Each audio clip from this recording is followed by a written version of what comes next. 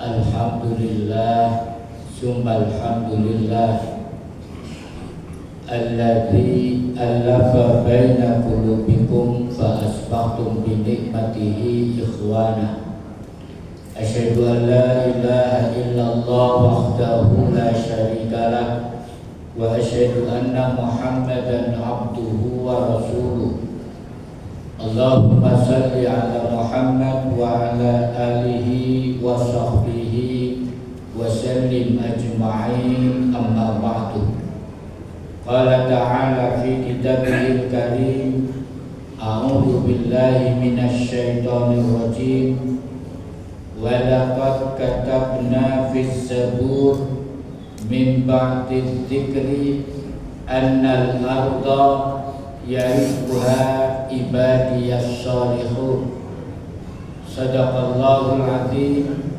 Faya ayyuhal hadirun ittaqullah, innallaha ma'al muttaqin, innal muttaqina fi maqamin aminin fi jannatin wa 'uyun.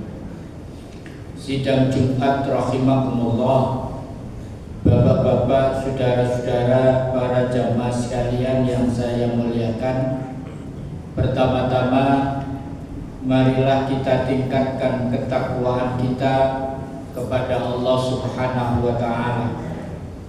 Pertama, dengan menjalankan seluruh perintah-perintahnya dengan maksimal, itqanul amal, dengan sungguh-sungguh.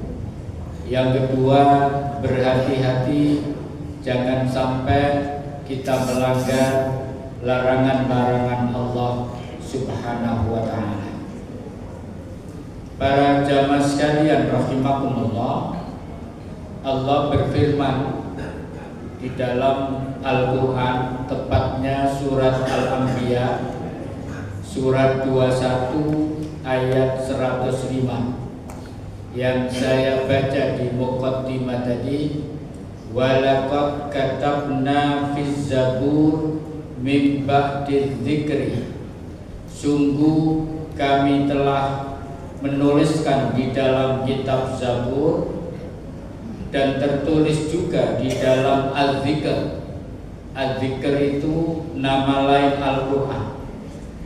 Annal arda yarisuha ibadiyas shalihun, bahwa bumi ini, dunia ini akan diwarisi, akan dikuasai oleh hamba-hambaku yang soleh.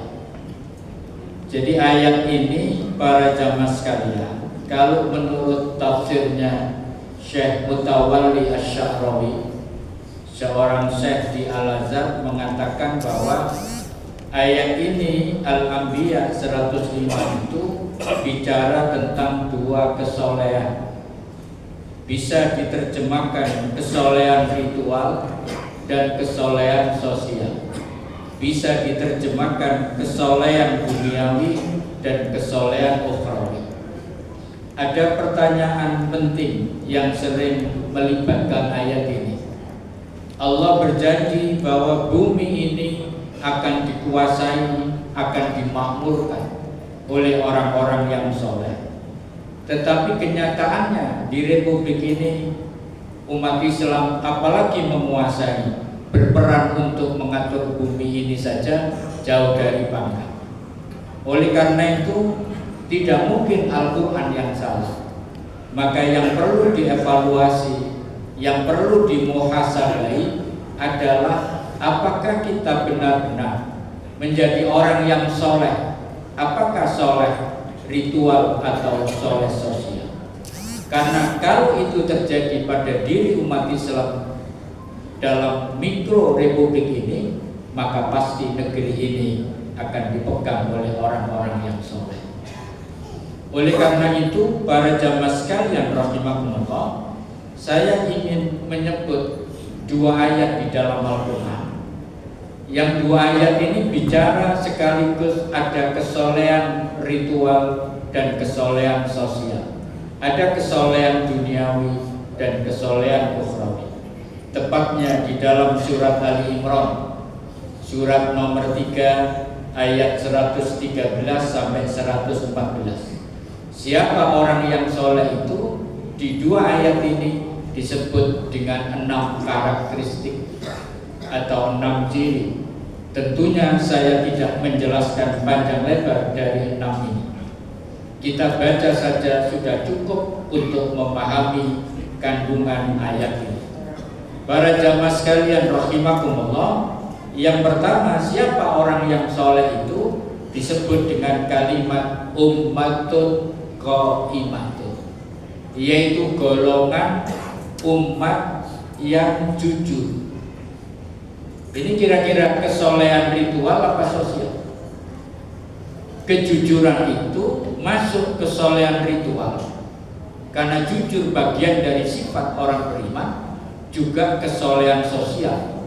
Karena kejujuran itu kalau dipegang, lebih-lebih orang yang diberi amanah, kemudian beliaunya bisa menegakkan kejujuran, maka selamat amanah itu sampai pada tujuan.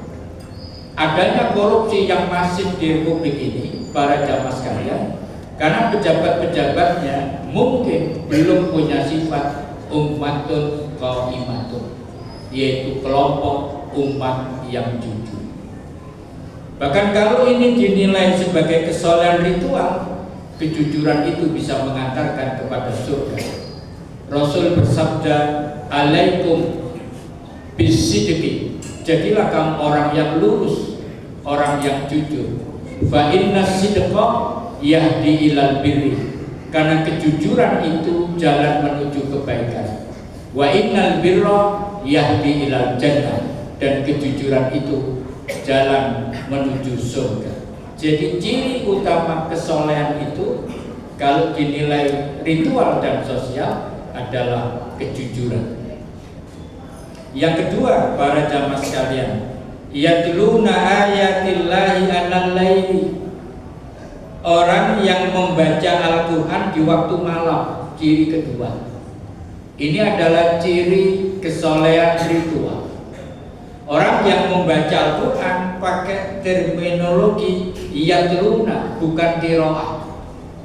Tala yatlu itu membaca Al-Quran syarat dengan maknanya. Ketika kita, para jamaah sekalian rahimakumullah, membaca Al-Quran kemudian syarat dengan maknanya, maka kita kalau paham isi kandungan Al-Quran, maka kita punya wawasan Al-Quran.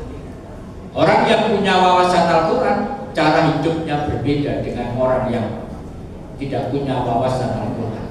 Orang yang punya wawasan Al-Quran, cara mendidik anaknya, mendidik istrinya beda dengan orang yang tidak punya wawasan Al-Quran. Bahkan orang yang punya wawasan Al-Quran, pilihan politiknya dalam memilih pemimpin beda dengan orang yang tidak punya wawasan Al-Quran. Hari ini kalau betul penelitian Ustadz Bakhtiar Nasir, orang yang membaca Al-Quran dalam arti yatluna, memahami kandungannya, di Republik ini kurang dari 5%. Makanya kita sekali, 2 kali, 3 kali selalu tidak tepat di dalam menentukan pilihan terhadap pemimpin kita. Kemudian pemimpin-pemimpin itu menyengsarakan rakyat dan merugikan rakyat dari Sabang sampai Merauke. Kebijakan-kebijakannya selalu lucu dan tidak masuk akal kadang-kadang kalau dipikir dengan akal sehat. Itu adalah korban dari orang yang tidak punya wawasan Al-Quran, kemudian memilih pemimpin dan memilih pemimpin yang salah, maka dampaknya panjang sekali, para jamaah sekalian rahimakumullah. Yang ketiga, siapa orang yang soleh itu? Wahum yasjudun, ini maknanya tahajud. Ini jelas kesolehan ritual. Jadi ciri orang yang soleh itu ada aktivitas sholat malam, sholat tahajud. Para jamaah sekalian, orang yang sholat malam istiqomah itu dijanjikan oleh Allah di dalam Al-Quran, wa minal laili fatahajjad bihi nafilatan laka asa ayyab asaka rabbuka maqamam mahmuda. Dan sebagian dari malam sholat tahajud sebagai ibadah tambahan. Kalau kita melakukan itu, maka Allah akan mengangkat kita pada derajat mahmudah, derajat yang terpuji. Oleh karena itu, orang yang ada persoalan apapun dalam kehidupan ini, para jemaah, bisa selesai dengan sholat tahajud, karena Allah menjanjikan maqam mahmudah, maqam yang terpuji. Kemudian yang keempat, para jamaah sekalian, siapa orang yang soleh itu? Yu'minuna billahi wal yaumil akhir. Orang yang beriman kepada Allah dan beriman kepada hari akhir. Ini jelas kesolehan ritual. Yakin kepada Allah dan yakin akan datangnya hari kiamat. Yang kelima, para jamaah sekalian, wa ya'muruna bil ma'ruf wa yanhauna 'anil munkar. Orang yang soleh itu punya aktivitas amar ma'ruf nahi munkar, dakwah amar ma'ruf nahi munkar. Ini kesolehan ritual dan lebih pada kesolehan sosial. Para jamaah sekalian, kita itu harus soleh juga muslim. Soleh itu untuk diri kita, muslim kita merubah peradaban dalam kehidupan. Karena kalau kita yang tidak merubah peradaban itu, orang lain yang akan merubah. Dengarkan dengan baik para jamaah sekalian, Allah memberikan pesan di dalam Al-Quran, surat At-Taubah. Disebut orang yang membangun kerusakan, At-Taubah 67. Disusul orang yang membangun kebaikan, At-Taubah ayat 71. Yang merusak dulu didahulukan oleh Allah. Al-munafiquna wal munafiqatu ba'duhum min ba'din ya'muruna bil munkar wa yanhauna 'anil ma'ruf. Orang munafik laki-laki dan orang munafik perempuan, sebagian dari mereka atas sebagian yang lain, ya'muruna bil munkar wa yanhauna 'anil ma'ruf. Mereka melakukan apa? Mengajak kepada yang munkar dan menutup yang ma'ruf, yang baik. Orang munafik melakukan itu. Kalau ini dibiarkan menang, program munafik ini, yang muruna bil munkar wa yanhauna 'anil ma'ruf ini, apa yang terjadi tatanan dunia ini pasti akan rusak berantakan. Maka Allah berpesan kepada orang mukmin, jangan sampai munafik ini dimenangkan dalam percaturan kehidupan di muka bumi. Al-mu'minuna wal mu'minatu, orang mukmin laki-laki dan orang mukmin perempuan, ba'duhum awliya'u ba'din, sebagian dari mereka menjadi penolong atas sebagian yang lain. Ya'muruna bil ma'ruf wa yanhauna 'anil munkar, mengajak kepada yang ma'ruf dan mencegah yang munkar. Ini antitesis supaya orang munafik tidak menang dalam kehidupan di muka bumi. Maka orang beriman harus tampil membangun kesolehan sosial, yaitu amar ma'ruf nahi munkar. Kekuatan kebenaran harus dimenangkan dalam kehidupan. Itu muslim, orang yang merubah kehidupan yang kurang baik menjadi kehidupan yang baik, dan itu adalah kesolehan sosial. Yang terakhir, para jamaah sekalian, orang yang soleh itu disebut oleh Allah dengan kalimat wa yusari'una fil khairat, orang yang terdepan dalam kebaikan. Kalau bab perilaku baik, dia terdepan, paling semangat, paling utama sholat jamaah, paling utama tilawah Quran, paling utama sedekah dan seterusnya. Lalu Allah menutup dengan kalimat wa ulaika minas sholihin, mereka itulah 6 di atas tadi, itulah orang-orang yang soleh. Mari para jamaah sekalian, kita bangun kekuatan umat ini dengan menjadi orang yang soleh, tidak saja soleh ritual, hanya ibadah saja, tapi juga soleh sosial. Kita juga membangun peradaban dalam kehidupan ini, karena kehidupan itu harus dimenangkan oleh nilai-nilai ajaran-ajaran Allah Subhanahu wa ta'ala. Aqulu qouli hadza fastaghfiru innahu wal ghafurur rahim.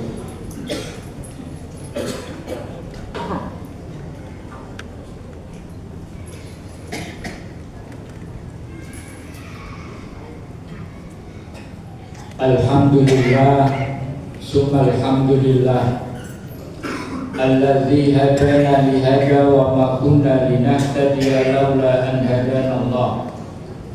Asyhadu an la ilaha illallah wahdahu la syarika lah, wa asyhadu anna Muhammadan abduhu wa rasuluh. Allahumma salli ala Muhammad wa ala alihi wa sahbihi wa sallim ajma'in, amma ba'du. Para jamaah rahimakumullah, ada amat para jamaah sekalian, orang-orang yang tidak membangun kesolehan ritual ataupun kesolehan sosial. Diceritakan di dalam Al-Quran, tepatnya surat Al-Mudaththir, surat 74 ayat 42 sampai dengan 44. Jadi ceritanya para jamaah sekalian, ada orang yang dahulu di dunia itu bersahabat, kemudian di akhirat nasibnya berbeda. Yang satu masuk surga, yang satu masuk neraka. Kemudian ini bisa dipertemukan. Suatu kali ketemu, maka ahli surga itu bertanya kepada temannya ahli neraka itu, ma salakakum fi saqar. Itu kalau diterjemahkan bebas, bagaimana ceritanya kamu bisa masuk neraka sakor seperti sekarang ini? Dulu temannya.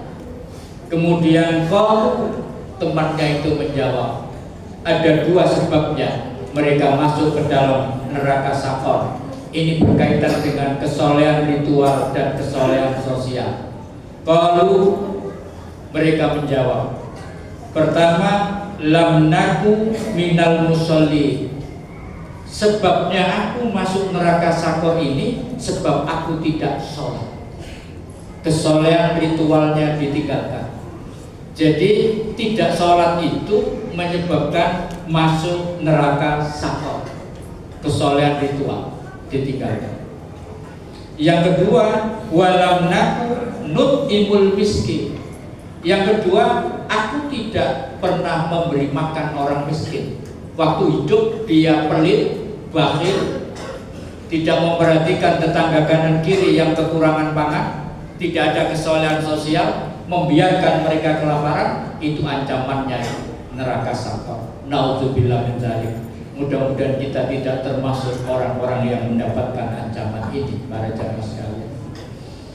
Para jamaah sekalian, ini khutbah singkat yang bisa saya sampaikan. Mari kita tutup dengan berdoa kepada Allah. A'udzubillahi minasyaitonirrajim. Bismillahirrahmanirrahim. Allahumma shalli ala Muhammad wa ala ali Muhammad walhamdulillahi rabbil alamin. Allahumma ighfir lil muslimina wal muslimat wal mu'minina wal mu'minat al ahya'i minhum wal amwat. Rabbana zalamna anfusana fa illam taghfir lana wa tarhamna lanakunanna minal khasirin. Allahumma a'inna ala zikrika wa syukrika wa husni ibadatik. Allahumma arinal haqqa haqqan warzuqna ittiba'ah wa arinal batila batila warzuqna ijtinab. Allahumma rabbana atina fid dunya hasanah wa fil akhirati hasanah wa qina azabannar.